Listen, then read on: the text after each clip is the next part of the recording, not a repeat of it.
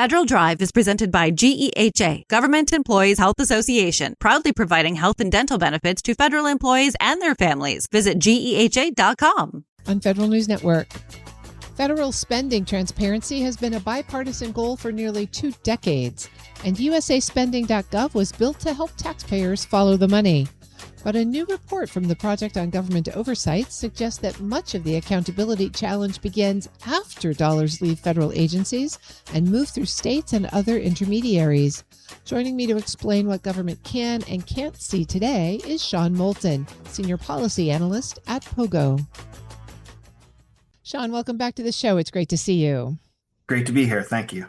POGO has a new report out that looks at USAspending.gov, and particularly how well it documents where public assistance funding is actually spent.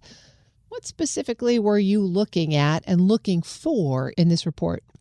What we wanted to try and figure out is how well can we follow money from federal agencies all the way down to the community level.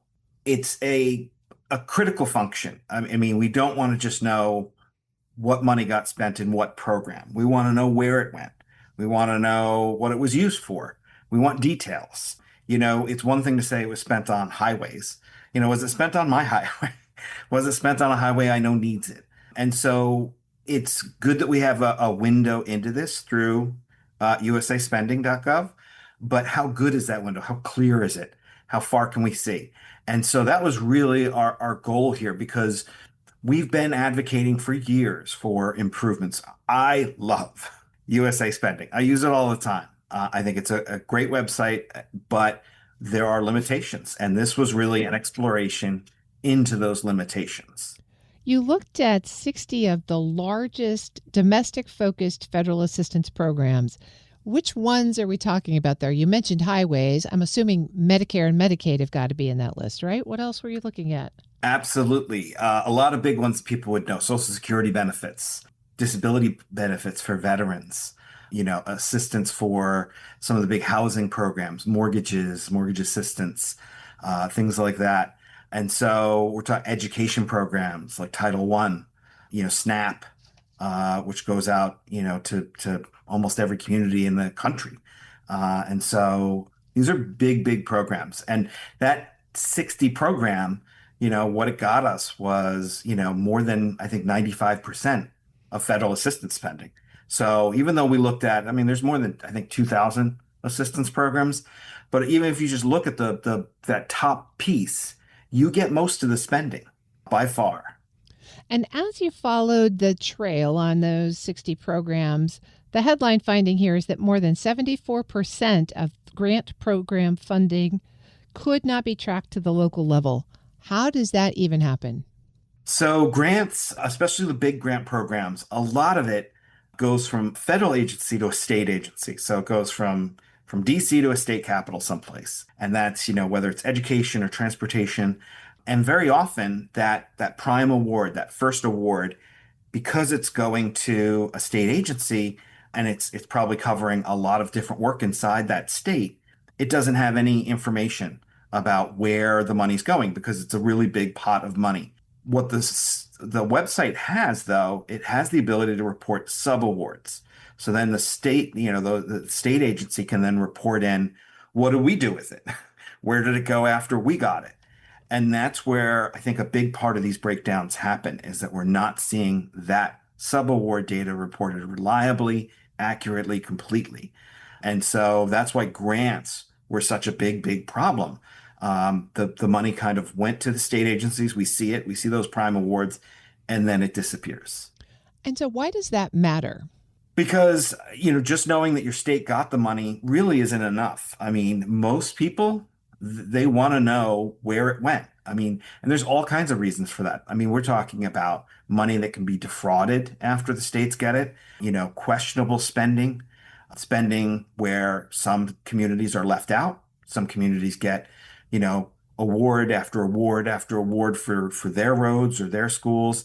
And there's a community that needs the money and is not getting left behind year after year. And if we can't see where the money's going, then we can't see those patterns, those questionable patterns, outliers, strange decisions. And so being able to follow this money all the way down really is about having some accountability, having some answers to very fundamental questions. Sean Moulton is Senior Policy Analyst at the Project on Government Oversight. I would imagine it's also instrumental in being able to articulate the impact of these programs, right? There are multiplier effects when highway refurbishment grants get spent in a particular place. It makes a difference economically. Same sort of thing with disability insurance and Social Security payments and all of those things. That's a great point. I mean, this really is about, delivering benefits to communities, benefits. Their taxpayer dollars, went into the federal government, and they want to know how much is my community get benefiting from those dollars? What did we get? How much help did we get? And I think that it's important for people to see that benefit. They hopefully feel better afterwards. If they see real benefit, hopefully they feel better than the next time they see that their paycheck has a bunch of money missing from it that went to the federal government. They think, oh, well, we get a lot from that too. But right now, it's a big question mark. We're talking here about the 74% of grants that can't be tracked. What about the 26% that maybe can? What are they doing right?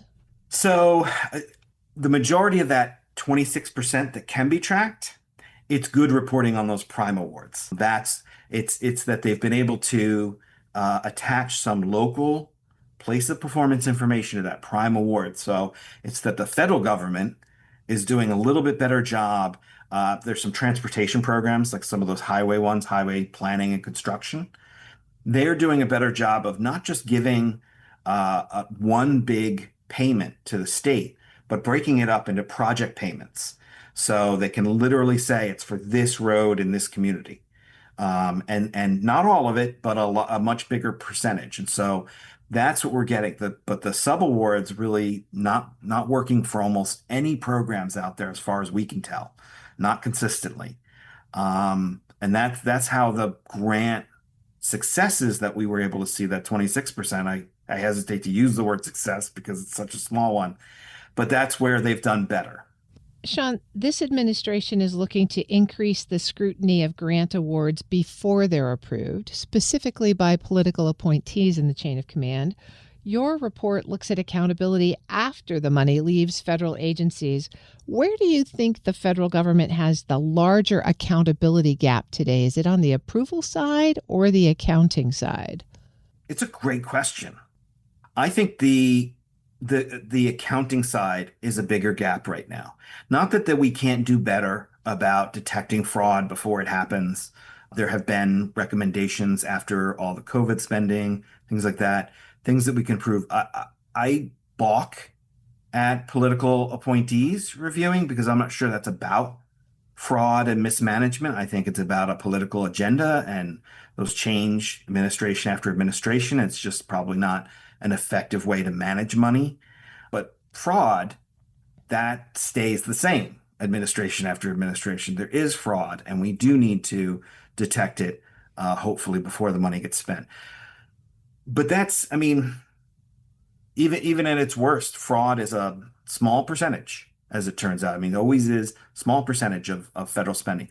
But on the accounting side, as you can see, we're talking about hundreds of billions of dollars that we have very limited accounting for.